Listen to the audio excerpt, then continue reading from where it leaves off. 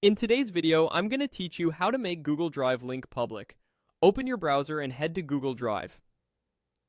If you're prompted to sign in, go ahead and do that. Once you're in, look to the left side panel and click My Drive so you're viewing your main files and folders. If the file you want to share isn't there yet, we'll upload it first. At the top left, click the New button. From the menu that opens, choose File Upload.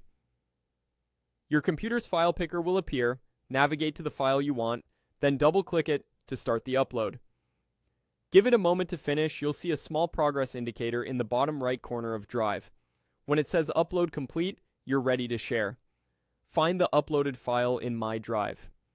Now, there are two quick ways to open the sharing settings. You can right-click the file and choose Share, or click the three vertical dots next to the file and select Share from that menu. Either path takes you to the same sharing window. In the sharing window, look for the section labeled General Access. By default, it usually says Restricted, which means only people you specifically add can open the file. Click Restricted to change it. From the list of options, select anyone with the link. This makes the file accessible to anyone who has the URL without them needing to request access. Right next to that, choose the role that fits what you want people to do. Viewer means people can open and read or download the file but can't change it. Commenteer allows feedback on supported file types like Google Docs without editing the content. Editor gives full editing permissions, which is powerful but risky if you're sharing broadly. For most public shares, Viewer is the safest choice. When your access and role look correct, click Copy Link.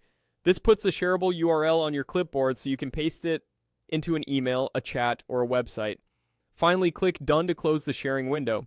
Your link is now public and ready to share. If you ever want to tighten access later, reopen the share window, switch anyone with the link back to restricted, or adjust the role. The same approach works for folders too.